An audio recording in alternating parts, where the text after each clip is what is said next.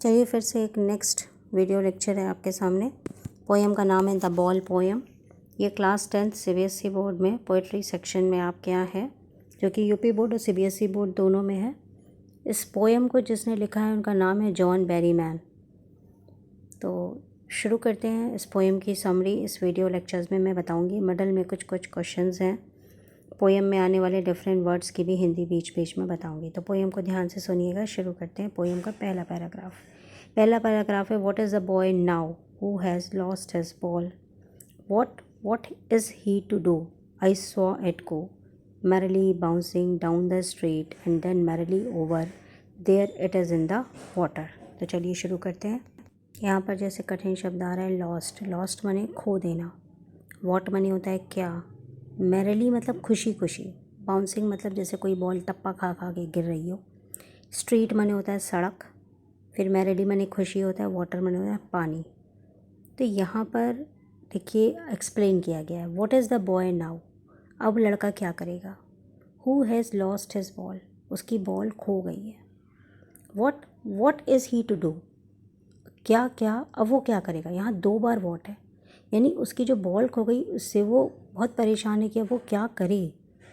I saw it go, उस बच्चे की बॉल जब गई है तो उसको कोई दूसरा व्यक्ति देख रहा है। कौन देख रहा है, वो लेखक जिसने ये पोएम लिखी है।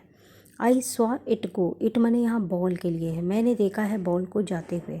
मैरिली बाउंसिंग, जो खुशी खुशी बाउंस करते हुए जा रही थी।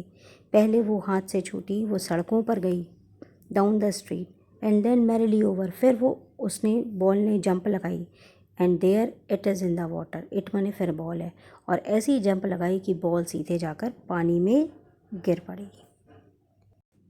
अब इसके बाद इसमें सेकेंड पैराग्राफ में कवि लिख रहे हैं No use to say, oh there are other balls. An ultimate shaking grief fixes the boy.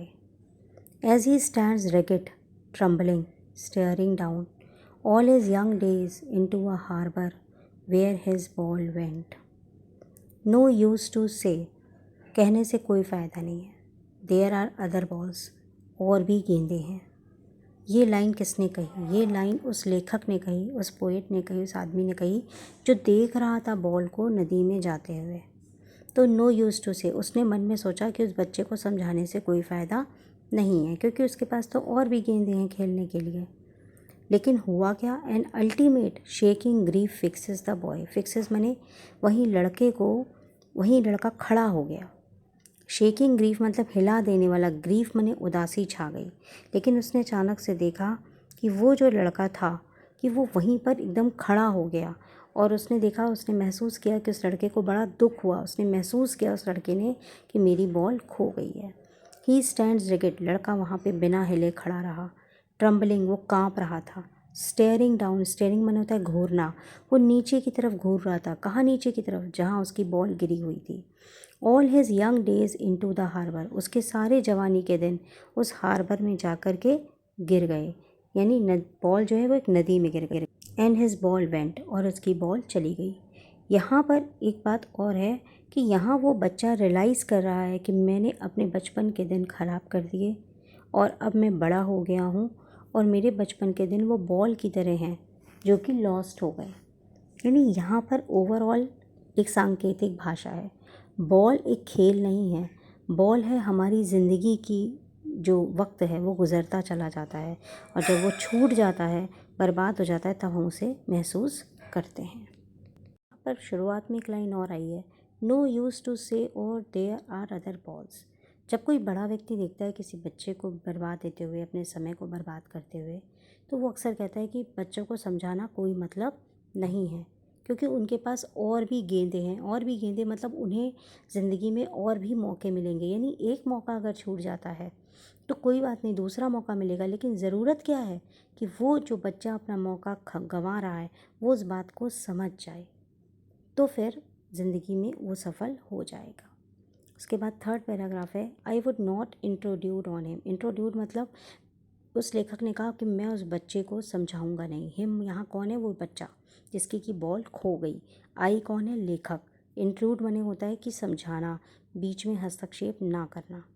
A dime another ball is worthless, अगर मैं उसे एक दूसरी गेंद ला के देता हूँ तो उसका कोई मतलब नहीं रहेगा। यानी अब उस बच्चे को समझने की ज़रूरत है कि उसने गेंदों को खो दिया है। यानी उस बच्चे को समझने की ज़रूरत है कि ज़िंदगी में हमें मौके मिल रहे हैं और हम अपने बचपने में उन मौक़ों को खोते चले जा रहे हैं।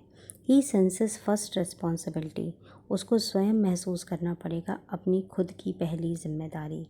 In the word of positions, क्योंकि ये दुनिया पोजीशंस की है। पोजीशंस माने मटेरियलिस्टिक चीज़ों की है। लोग यहाँ मटेरियलिस्टिक चीज़ों के पीछे भाग रहे हैं। तो यहाँ पर उसने कहा कि ज़िंदगी के मौक़ों को उसे खुद ही समझना पड़ेगा।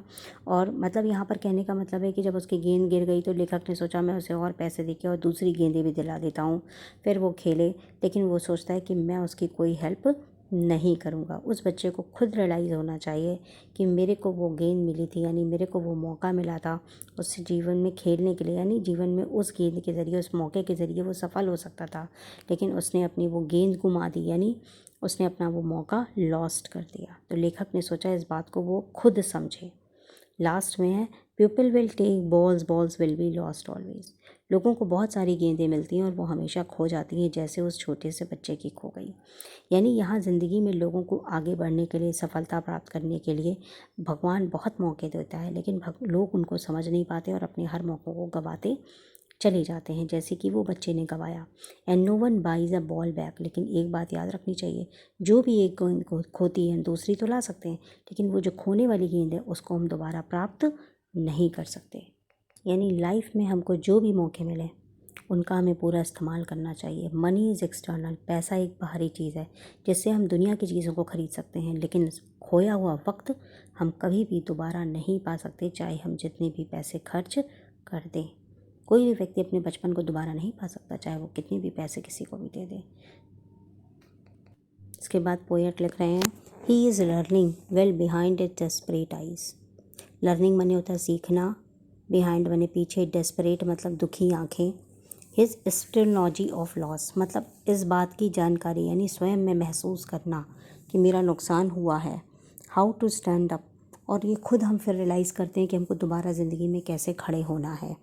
नोइंग वॉट, नोइंग माने जानना, and must know many days how to stand up, ये सब का मतलब आपको पता है। तो चलिए पैराग्राफ का मतलब देखते हैं।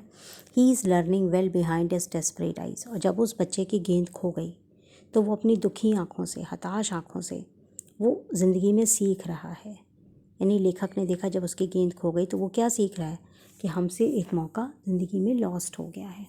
This is epistemology of loss, ये जो उसकी अंदर से सेंस डेवलप हुआ कि मेरा नुकसान हुआ है।